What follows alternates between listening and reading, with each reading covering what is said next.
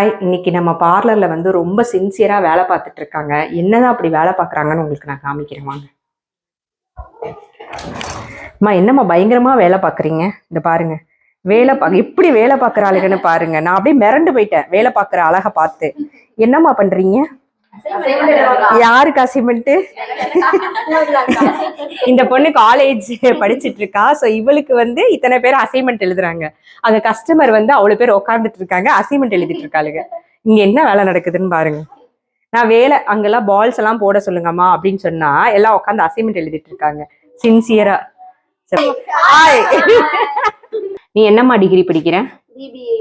BP English. இப்ப வந்து நம்ம பார்லர்ல வந்து இந்த பொண்ணு வந்து அதுக்கப்புறம் நான் ரொம்ப கம்பல் பண்ணி படிக்க சொல்லி இப்ப வந்து கரஸ்ல போட்டு படிச்சுட்டு இருக்கா.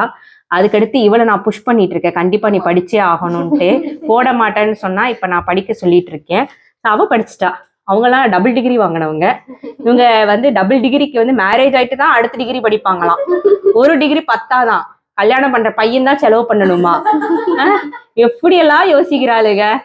நாம தான் அப்பா காசுல படிச்சுட்டு இப்படி வந்து உட்காந்துருக்கோம் இல்ல? ஆமாக்கா. ஏன்னா ரொம்ப என்ன சொல்றது, அவங்களே சம்பாரிச்சு அவங்களே படிக்கிறாங்க. அந்த பிள்ளை படிச்சு முடிச்சிட்டா. ஆமா, இவ வந்து ஆக்சுவலி எப்படின்னா சௌந்தர்யா இவங்க அக்கா வந்து இங்க ஒர்க் பண்ணா. அவ அக்கா வந்து எப்படின்னா 12th வந்து 2015ல வந்து நம்ம பார்லர்ல வந்து ஜாயின் பண்ணா. பார்ட் டைம்லயே படிச்சுட்டு இருப்பா. அவ எப்படின்னா காலேஜ் போவா, ஈவினிங் வந்துருவா. அதுக்கப்புறம் மூர்த்த டைம்லயும் காலையில ஏர்லி மார்னிங் வந்து மேக்கப் எல்லாம் முடிச்சுட்டு போவா. அந்த அளவுக்கு வந்து அவங்க அக்காவும் இப்ப கல்யாணம் ஆகி போயிட்டா. இப்பயும் வந்து மூர்த்த டைம்னா வந்துருவா. சோ அதுக்கப்புறம் தங்கச்சி வந்துட்டா. இவனும் 12th முடிச்சுட்டு வந்துட்டா. வந்து டிகிரி இப்ப முடிக்கிற வரைக்கும் பார்ட் டைம்ல வந்து ஒர்க் பண்ணிட்டு இருந்தா. அதுக்கப்புறம் வந்து காலேஜ் முடிச்சுட்டு இப்ப ஃபுல் டைம்ல வந்துட்டா.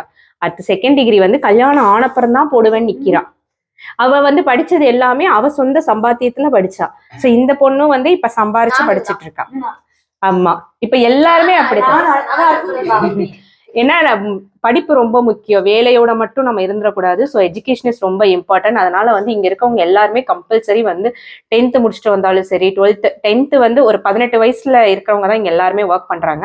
ஸோ என்னன்னா எல்லாருமே கம்பல்சரி வந்து படிக்கணும் அப்படின்ற மோட்டிவோட தான் நான் சொல்லிட்டே இருப்பேன். ஏதாவது ஒரு டிகிரியாவது கம்பல்சரி வாங்கிடுங்க.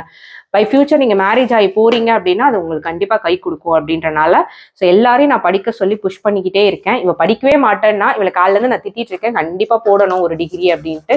ஸோ அடுத்து அவ என்ன டிகிரி போட போறா அப்படின்றதையும் நாங்க பார்த்து சொல்லி அடுத்து வந்து இதே மாதிரி ஒரு வீடியோல அவ என்ன டிகிரி முடிச்சிருக்கா என்னம்மா போடலாம். கண்டிப்பா கம்பல்சரி வந்து எல்லாருமே படிங்க. ஸோ ஏதாவது ஒரு டிகிரியாவது படிச்சு வச்சுக்கோங்க, உங்க லைஃப் வந்து ரொம்ப சேஃப்டியா இருக்கும் உங்களுக்கு. ஸோ அது வந்து ரொம்ப முக்கியம்.